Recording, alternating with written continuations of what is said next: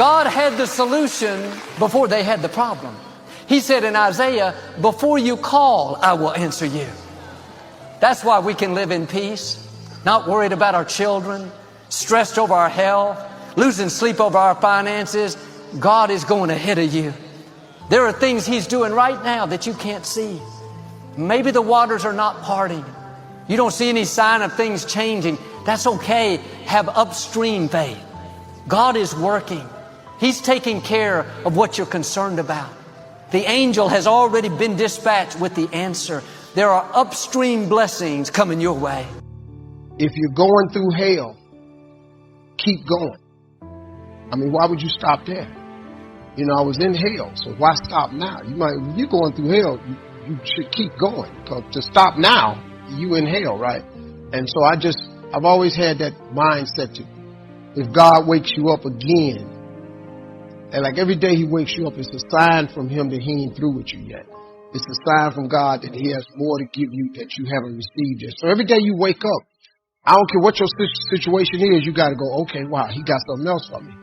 Because the moment He's through with you, you ain't going to wake up no more. That's for real. And so as long as He woke me up, I kept saying, well, maybe today is the day. And I messed around and one of them days came. Same advice I give to my kids, man, if I could get them to understand the importance of their 20s. Because, man, you know what I did? I just blew my 20s. I ended up spending all of my 30s fixing what I messed up in my 30s. Now, I spent all of my 40s doing what I could have been doing in my 30s. Nobody knows how anybody else feels, but we can't live by how we feel. And the more we cater to our feelings, the more they're going to increase. Because when we give in to them, we feed them and make them stronger. But if we don't give in to them, we starve them, and pretty soon they lose their power over us. Your feelings will catch up with your decisions. Now let me just say from the outset, we can't do anything without God. That's already a foregone conclusion for me. Now what if you want help? But as you're shouting out for help, there's no one who's coming to your rescue. Maybe you're suffering in silence. Here's the truth today. Suffering is unavoidable, but enduring is achievable. That is the hope that we have today. See, I want to encourage you, and I'm being silly, but I want you to see it. Just because my exterior life was breaking apart this week doesn't mean that my interior life has to collapse.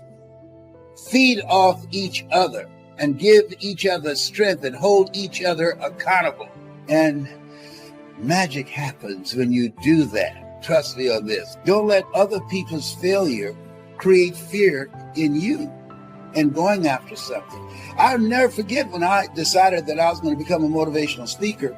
How many people said, I wouldn't waste my time if I was you. Well, thank God you're not me, because guess what? I'm going for it. God knows how to vindicate you. He knows how to cause you to stand out. The right people will come tracking you down. You may have had unfair things happen. People left you out, tried to discredit you. God saw what happened. He's keeping the records. He hasn't forgotten about you. It may seem like you're falling behind. You could never reach your dreams now. It's too late. You've been stuck out in the shepherd's fields for too long. No, your time is coming. There is no right or wrong. I just want to make you aware in this breakthrough session that everything in our life changes the moment we make a decision. I mean a real decision. A decision is when you cut off any other possibility and you commit to something with everything you've got and you take action. But the big decisions start with little decisions like, what am I going to focus on? Because whatever you focus on, you're going to feel. If you focus on all the things that have been done to you in your life, of course you're going to feel like hell. Everything that appears to be a gift is not a gift. And some of the things in your life that appear to be battles are really gifts. And some of the things in your life that appear to be gifts are really curses. It's hard enough to fight the external battles, but I wonder how many times in my life I thought I was fighting someone and I thought I was fighting something, but the real fight, the real war, the real battle was not the battle with them. It was the battle within. If a person will begin with certainties, he will end up with doubts. But if he will be content to begin with doubts, he will end up in certainties. And what's happened is once we get out of the box, we get out of familiar territory, and we get into the uncertainty territory of our life. I understand that. In fact, the older I get, the more uncertainties, to be honest with you, that I have. And it's okay. It's okay. Fundamentals. Those basics that build the foundation for accomplishment, productivity, success, and lifestyle. Fundamentals form the beginning, the basis, the reality from which everything else flows. And remember, there are no new fundamentals. Fundamentals are old, well established. Beware of someone who claims to have a new fundamental. That's like someone who claims to manufacture antiques. We would have to be suspicious, right?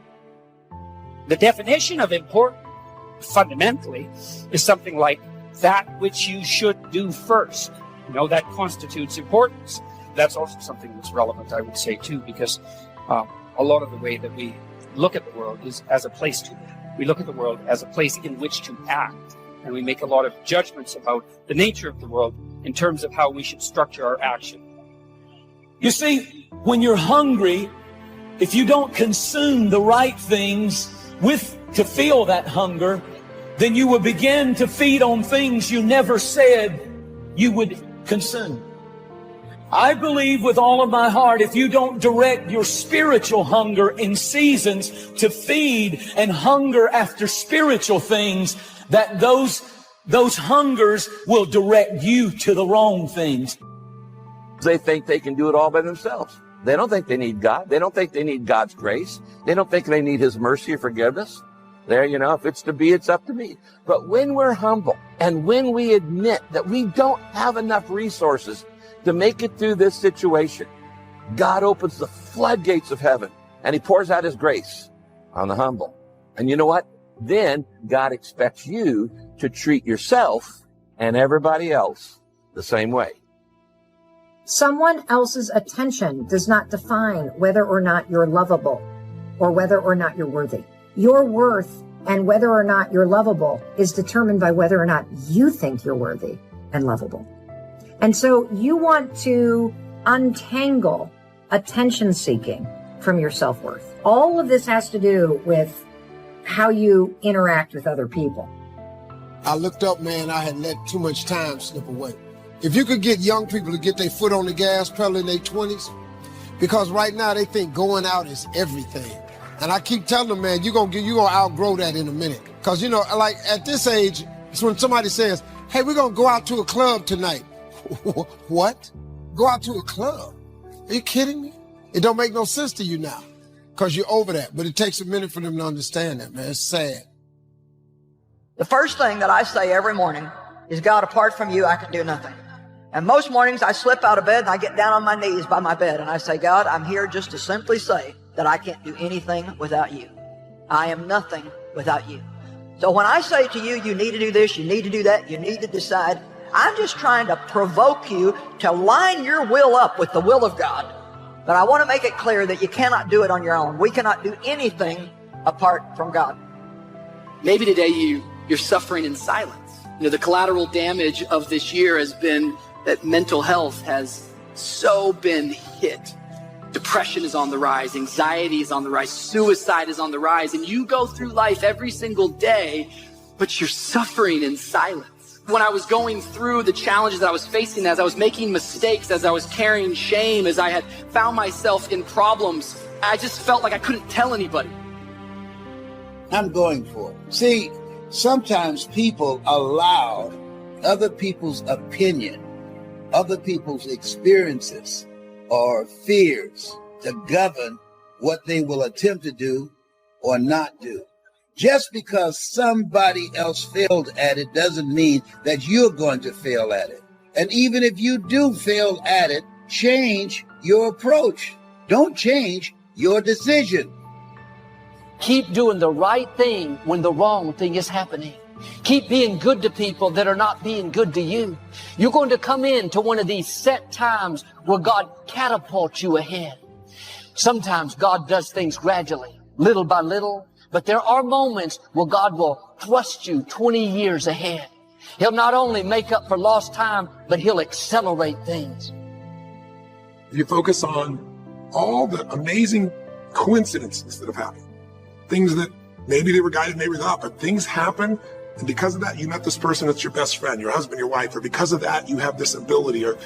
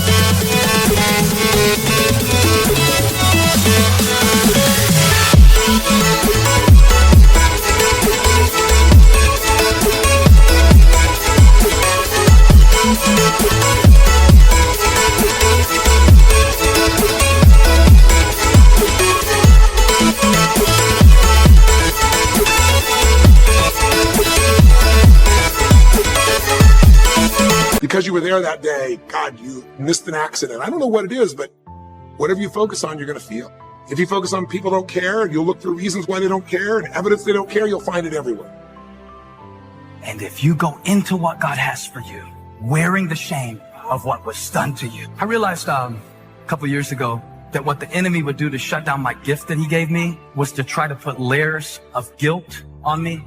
And he would want to use things that were imperfect about me or others to keep me from ministering freely. But now I realize that the pressures and the problems of what life puts on you, things like offense and bitterness, can keep you from remembering what's in you. When I was young, I was really good. When I was young, I just had answers. Anybody, you have a question, I'll give you an answer. I was just a good old choleric, and I had answers for everything, for everybody, and in every place. And I was just kind of like Mr. Answer Man. But as I live through life, life is difficult. And all the things that I thought were black and white, a lot of it, they're just, to be honest with you, they're gray. And I found that the older I've got, the less certainties I've had. And that's okay. Fundamentals, basics, they are so very important to understand and consider and practice if you wish for the good life. And may I add here, make sure you don't go looking for the exotic answers to success. Success is a very basic process. It doesn't fall out of the sky. It doesn't have any mysteries, nor does it fall into the realm of the miraculous. Success is merely a natural result that comes from the consistent operation. In fact, the theory that I am putting forth in general is a theory that's predicated on the notion that the essential way that we look at the world is as if it's a form of action, like a dramatic form, like a story. That's a good way of thinking about it, that we really do view ourselves and our place in the world as a story that's set in a narrative landscape. You begin to feed on things that are carnal, that begin to leave your soul lean and empty, and you're drying up, and spiritually it's been so long because you're feeding only the carnal things, and it's really a God hunger that's crying out, come back to me, come and seek me in fasting and in prayer, and draw near to me and I'll draw near to you. But we don't take time to ever feed our hunger. The first thing you need to do for emotional health is you need to be gracious to you and to everybody else. You need to cut yourself some slack, and you need to do the same with others. Why? Because everybody's having a tough time right now. Everybody's under the gun. Everybody's feeling the stress of this pandemic. And so you need to be kind, and you need to be gentle, and you need to be gracious with you. We are social creatures.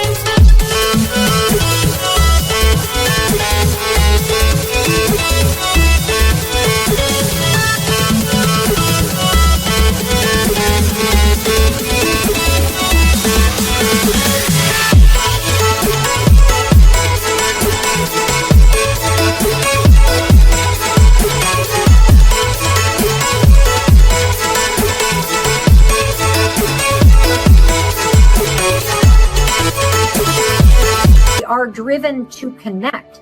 What I'm trying to get you to see is that your self-worth isn't tied to somebody else liking you. Your self-worth is 100% sourced by what you think of yourself. And so what you could do is you could just become self-aware. Self-awareness is the key here, everybody. I wasn't clubbing in my 20s. I didn't know how to make a vision board. I didn't know how to.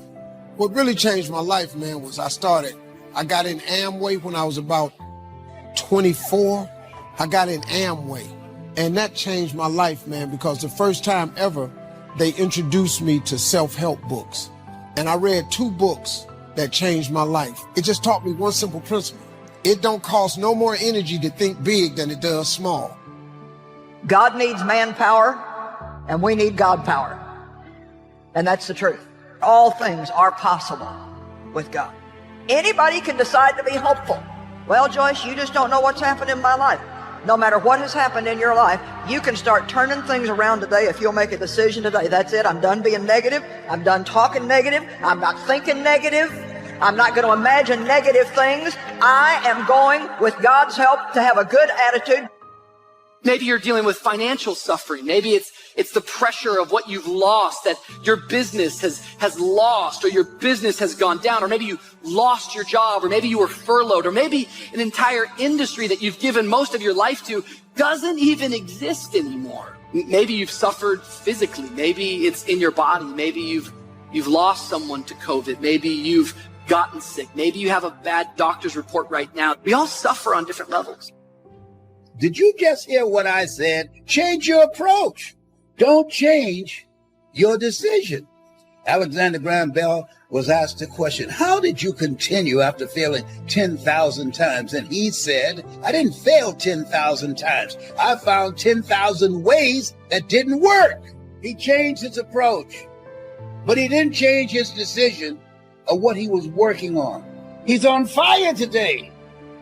You're going to see opportunity that comes looking for you that puts you years down the road.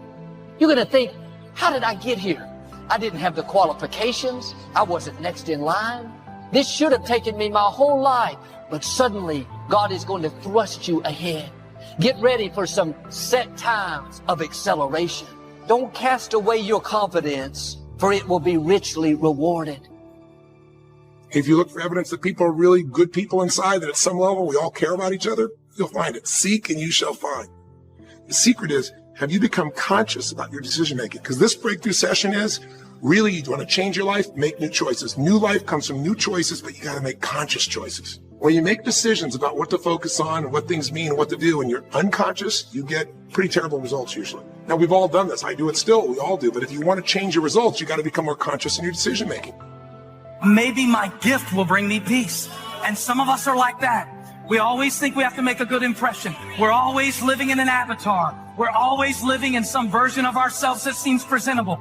Or we're always identified. I talked to you about this last week, about what we can do. And so in doing what we can do, other people will identify you by what you can do. And then they will limit you by what you can do. And then you will begin to think that you are what you do. And then you will lose yourself and gain the world. Don't let anybody put anything on you. Today I have fewer certainties than I've ever had before, but the ones I have, I'm more certain about them than I ever have been before. They've been tried. They've been through the fire. They've been tested. They've been proven. And I'm just sharing with you today that the uncertainties that we have around us, I'm pretty good with uncertainties. You see, I've learned that that's not a problem. That uncertainties always drive me to the things that I'm certain about, my values and my faith. Just do ordinary things extraordinarily well. There are always about a half dozen things that make 80% of the difference. What a key thought, a half dozen things. Whether we are working on our health, wealth, personal goals, or professional enterprise, the difference between our ultimate success or inevitable failure lies in the degree to which we are willing to seek out, study, and to go to work on those half dozen things. The other thing that's worth thinking about in this regard is, we've only been thinking about the world as an objective place for 500 years, something like that. I mean, maybe you could chase it back to the ancient Greeks and go back 2,000 years, but whatever. From a historical perspective, 500 years or 200 years is the same amount of time, and it's a tiny fraction of the amount of time that living creatures that were approximately like us have been around. I believe that if you do not address that spiritual hunger for more of God, you will start filling it with more and more. And we try so desperately to feel what only God can feel. And it's another thing, another trip, another entertainment, another distraction, another, let's go to the game, let's go to the lake, let's go to the beach, let's go to the mountains, let's try this, let me get that house, let me get that car, let me try this new project. And we keep trying to feel the God hunger. Don't expect yourself to be able to perform at the same level that you were at before this crisis began. You know, remember, every day that this crisis continues, your reserves are being drained. What does that mean? It means that right now, you can get a full night's sleep and get up in the morning and an hour later think, I'm exhausted. I'm exhausted. If you felt that way, that's normal. That's normal with prolonged stress. Before you're about to post, just ask yourself, am I posting this because it's something I actually want to say, or am I posting this because I really am dying and seeking attention here? If it's the latter and you're seeking attention, don't post it. Because when you post something like that, it just makes you feel insecure because you're going to rely on other people's reactions to validate what you just did. If you want to post this because it makes you feel freaking fantastic, that validates you.